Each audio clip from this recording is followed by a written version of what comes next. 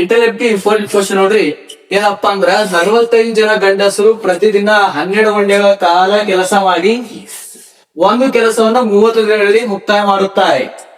ಇನ್ನ 60 ಜನ ಗಂಡಸರು ಪ್ರತಿ ದಿನ 10 ಗಂಟೆಗಳ ಕಾಲ ಕೆಲಸ ಮಾಡಿದರೆ ಅದೇ ಕೆಲಸವನ್ನ ಎಷ್ಟು ದಿನಗಳಲ್ಲಿ ಮುಕ್ತಾಯ ಮಾಡುತ್ತಾರೆ. ಅಂದ್ರೆ ಏನಪ್ಪಾ ಅಂದ್ರ 45 ಜನ 12 ಗಂಟೆ ಕೆಲಸ ಮಾಡ್ತಾರ, ಅದನ್ನ 30 ದಿನ ಮುಗಿಸ್ತಾರ. ಅದೇ ರೀತಿ ಏನಪ್ಪಾ ಅಂದ್ರ 60 ಜನ ಗಂಡಸರು 10 ಗಂಟೆ ಕೆಲಸ ಮಾಡ್ತಾರ ಪ್ರತಿದಿನ, ಅದು ಎಷ್ಟು ದಿನ ಮುಗಿಸ್ತಾರ ಅಂತ ಕ್ವಶನ್ ಕೇಳ್ತಾರ. ಇದಕ್ಕ ಈ ರೀತಿ ಕ್ವಶನ್ ಕರಿತೀವಪ್ಪ ನಾವು PhD ಕ್ವಶನ್ ಅಂತ ಕರಿತೀವಿ. ಏನ್ ಕರಿತೇವಿ?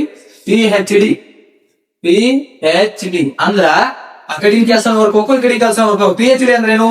Person hours day. Person hours day ಅಂದ್ರೇನು? ಜನ, ಗಂಟೆ, ದಿನ.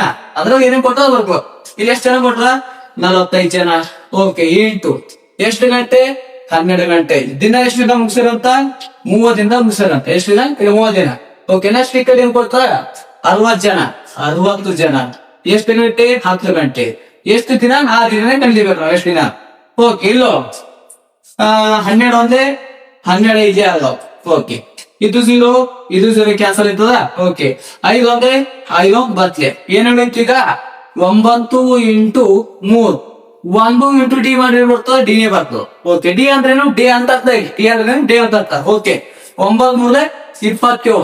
9 ಮೂರಲೆ 27 ಅಂದ್ರೆ ಡಿ ಅಂದ್ರೆ ಡೇಸ್. ಡೇಸ್ ಅಂದ್ರೆ ದಿನಗಳು. ಅಂದ್ರ ಆ ಕೆಲಸವನ್ನ ಮಾಡಕ್ ಎಷ್ಟು ತಿಳ್ಕೊತಾರಪ್ಪ ಅಂದ್ರ 27 ದಿನಗಳ ತಿಳ್ಕೊತಾರ. ಆಪ್ಷನ್ ಏನಪ್ಪ ಅಂದ್ರ ಎ ರೈಟ್. ಇದೇ ರೀತಿ ವಿಡಿಯೋ ಫಾಲೋ ಮಾಡಿ, ಲೈಕ್ ಮಾಡಿ, ಶೇರ್ ಮಾಡಿ.